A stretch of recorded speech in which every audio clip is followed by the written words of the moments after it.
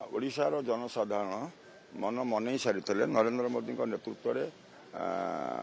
ओडिशा रे double engine सरकार गठन करने जहाँ कि लक्ष्य रखिते माननीय प्रधानमंत्री एवं भारतीय जनता पार्टी चाणक्य केंद्र मंत्री अमित शाह जी एवं से जो ओडिशा गस्त कर बारंबार स्पष्ट शब्द कही दुई चारि कथा कही जहाँ प्रमाणित होती 4 तारिख में बिजु जनता दल एक्सपायरी डेट कथा कहते राज्य 10 तारिख में ओडिशार जड़े ओडिया पुआ मुख्यमंत्री भाव शपथ नवा कथा ताहा साधारण लोक प्रभावित करथिला एवं भारतीय जनता पार्टी जो क्रमागत कार्य भारतीय जनता पार्टी कार्यकर्ता मान जो श्रम परिश्रम ताहा आज निश्चित भाव में सुफल देइछि एवं ओडिशा रे भारतीय जनता पार्टी सरकार होगा देखो शासक दल विरोध दल सहित किसी नहीं अनेक मोर 40 वर्ष राजनैतिक जीवन भितर विरोध दल दीर्घ समय आम कम कर अभिज्ञता अच्छी शासक दल विरोध दल सहित किसी संपर्क ना कथा हूँ लोकों सहित जोड़ी होकर रहा लोकों समस्या सहित जोड़ी होकर रहा लोकों कार्य करवा से शासक दल हो विरोध दल हो ताहा हूँ समस्त गुरुत्वपूर्ण और 40 वर्ष राजनैतिक जीवन भितर ताहा ही मुझे निश्चित भाव में आम आशा करूँ जो सरकार हम सरकार निमापड़ार जी आम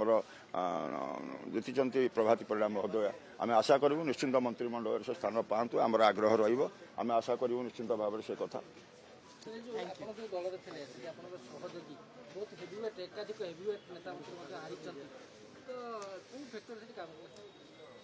तो से स्थानीय क्षेत्र में से कथा गुड़िक बुझा पड़ो सामग्रिक भाव में जदि आपण मैंने फैक्टर देखिए विभिन्न गणमाध्यम विभिन्न चर्चा आलोचना होउची समस्त बड़ कथा होउची भारतीय जनता पार्टी कार्यकर्ता मानकर जो परिश्रम भीतर मन जो जिदी एथर आम सरकार परिवर्तन करूँ और भारतीय जनता पार्टी सरकार करूँ ताहा ही आमको फल देइछि बोली निश्चित भाव में आमको भाविया पड़ो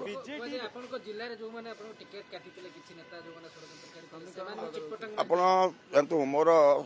97 मसीह मैं प्रथम जिला परिषद भाव में निर्वाचित होती तेणु 97 रु 2024 क्रमागत भाव में जिला राजनीति में संश्लिष्ट थी जिला राजनीति सहित कार्यक्रम करी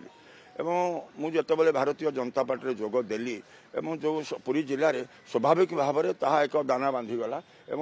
भारतीय जनता पार्टी जो जितवाई जो परिवेश थिला कार्यकर्ता मान मनोबल आहरी दृढ़ है से आहरी जोर परिश्रम कले तार सुफल आम निश्चित भारतीय जनता पार्टी पाइला 6 ରୁ 4ଟି सीट भारतीय जनता पार्टी गठांची प्रार्थी मैंने विजयी है।